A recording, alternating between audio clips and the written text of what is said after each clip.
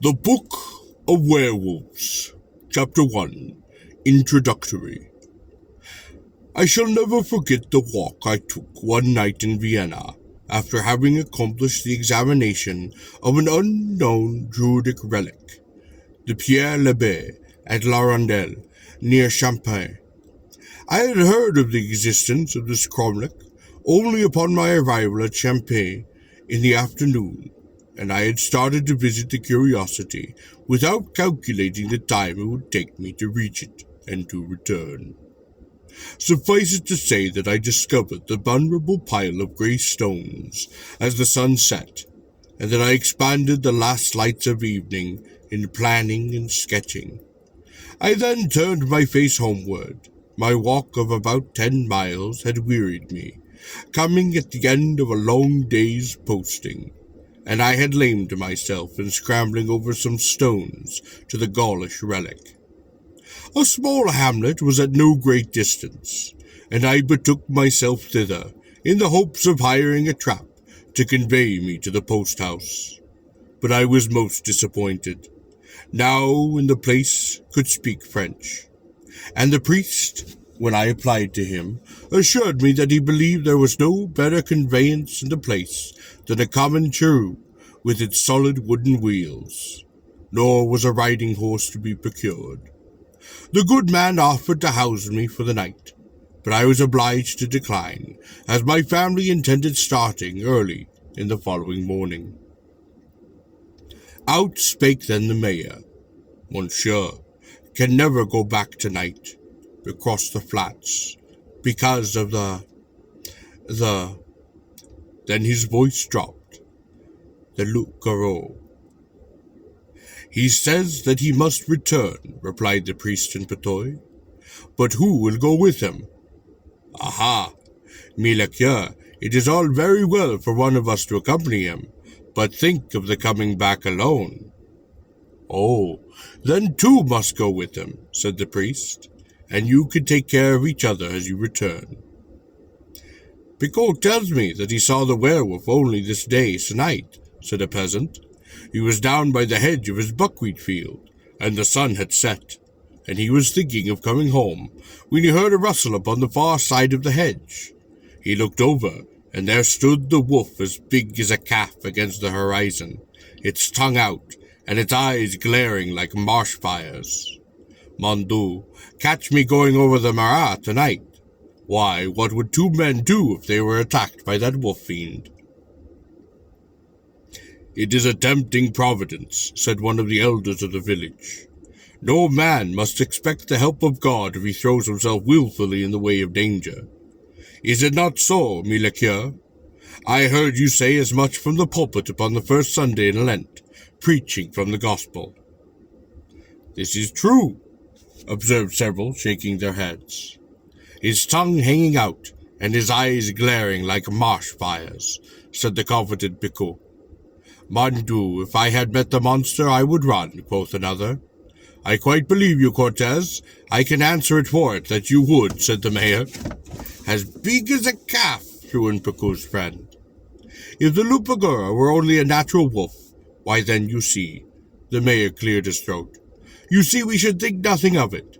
But in Milacure, it is a fiend, worse than a fiend, a man-fiend, worse than a man-fiend, a man-wolf-fiend.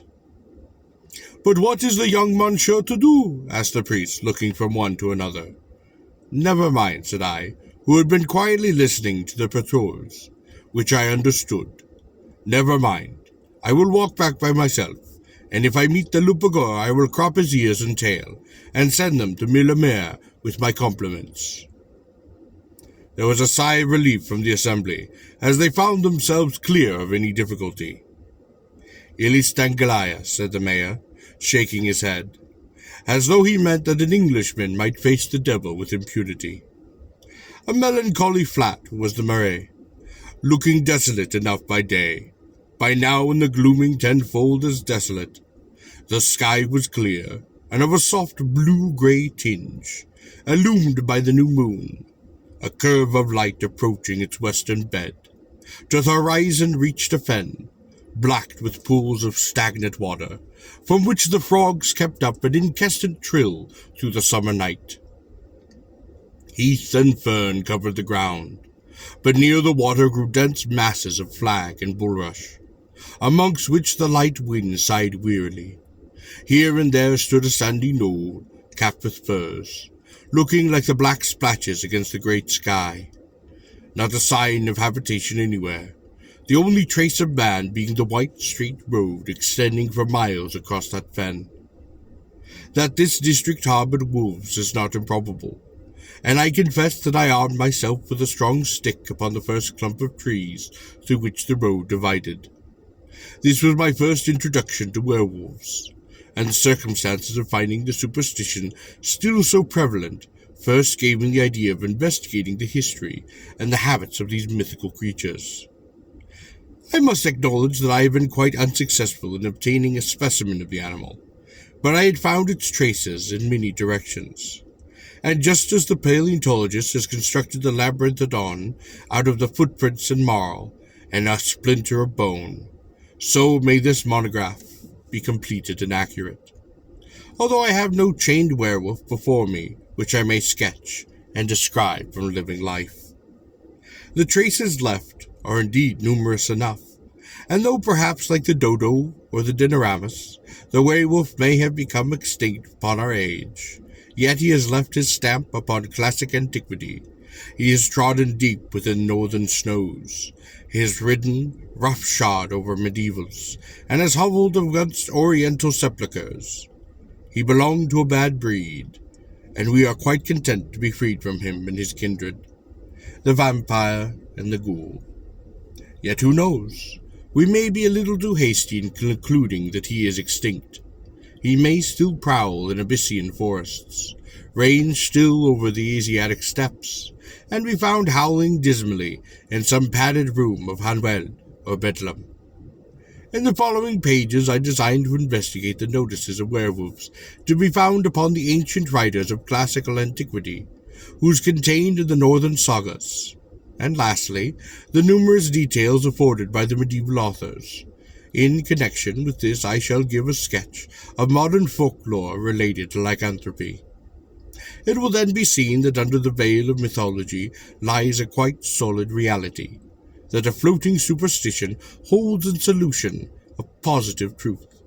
This I shall show to be an innate craving for blood implanted in certain natures, restrained under ordinary circumstances, but breaking forth occasionally, accompanied with hallucination, leading in most cases to cannibalism.